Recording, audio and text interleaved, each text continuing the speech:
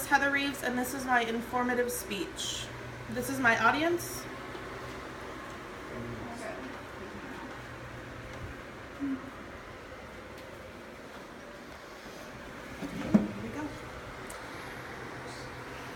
we go. Let's take a trip down memory lane. I'm talking about Disneyland. Most of you have been to Disneyland as a child and even more recently as an adult. Disneyland is a place that no matter how old you get, you're never too old to enjoy. For me growing up, and even now, it's still my favorite place. Although I was born way after Disneyland opened, I have always been interested in the history of the park and the changes that it's made and what's made Disneyland, Disneyland.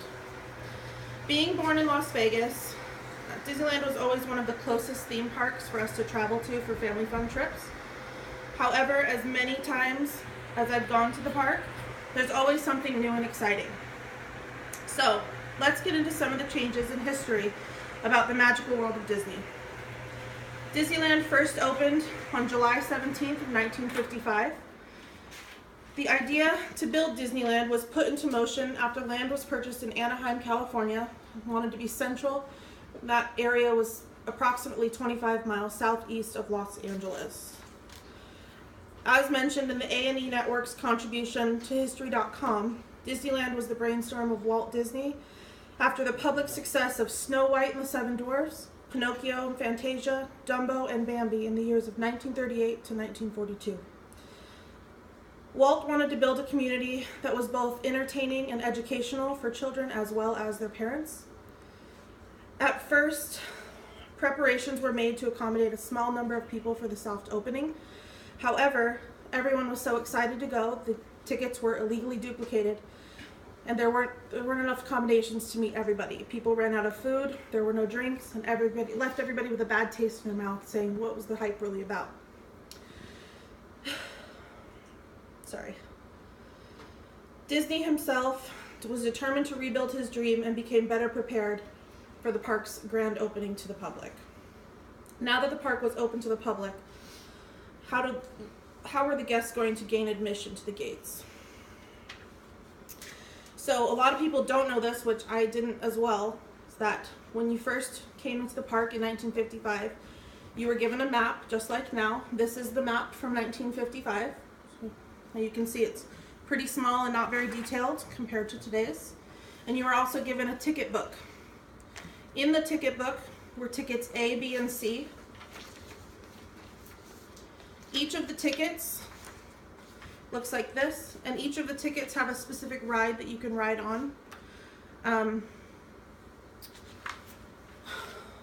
However, the bad part about this was that once you ran out of tickets, you could not go on the ride anymore. Of course, with that being said, people were frustrated and, again, downplaying Disney, which let its popularity go down a little bit. So Walt Disney was determined to make sure that something new and exciting brought people back in. In 1956, they introduced the D ticket and a couple more rides that came with that. One of the most famous ones that is still in production today is the Mark Twain Steamboat and Tom Sawyer's Island. The last new ticket was added in 1958, again, due to needs and keeping people entertained, and it was called, appropriately, the E-ticket. The E-ticket was very precious to guests because in your whole ticket book, you only got one, and once that was gone, you couldn't go on anything else again. And these are the big rides, like the Matterhorn and Space Mountain, things like that. However, each ticket could be bought individually for a price between 10 cents and 50 cents a piece. Again, you just have to go back up to the gate and get them, but that caused a lot of people frustration. In 1982, again, this is way after, but people were so upset about it, they stopped going to the park a lot. Still popular, still busy place.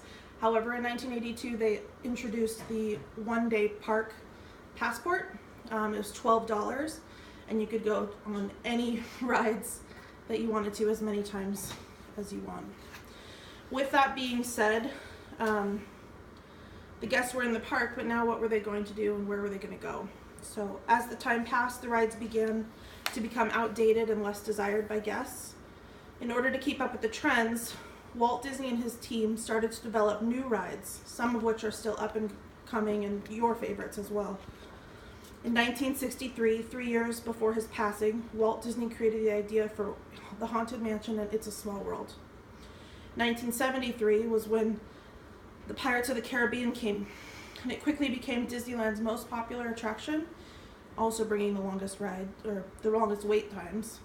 1977 brought us Space Mountain, which has recently been remodeled again to the 2016 debut of Disney's new ownership of the Star Wars franchise. In 1979, the last of the major additions was added. Big Thunder Mountain opens, costing the park $40 million just for the one ride. Now that all these rides are out, where do they belong? As some of you may remember, Disneyland was broken down into 5 main areas from the maps.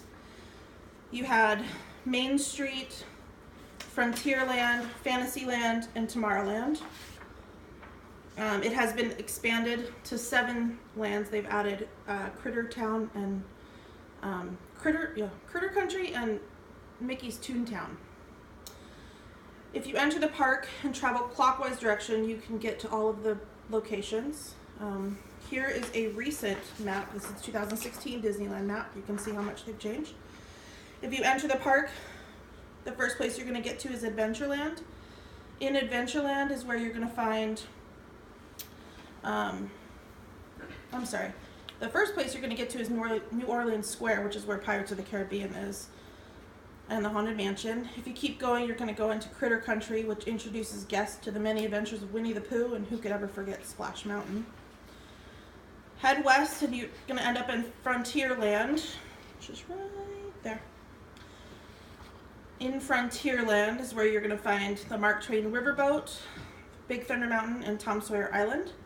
If you go north through the castle, you're going to enter Fantasyland, where you never know which princess you're going to run into.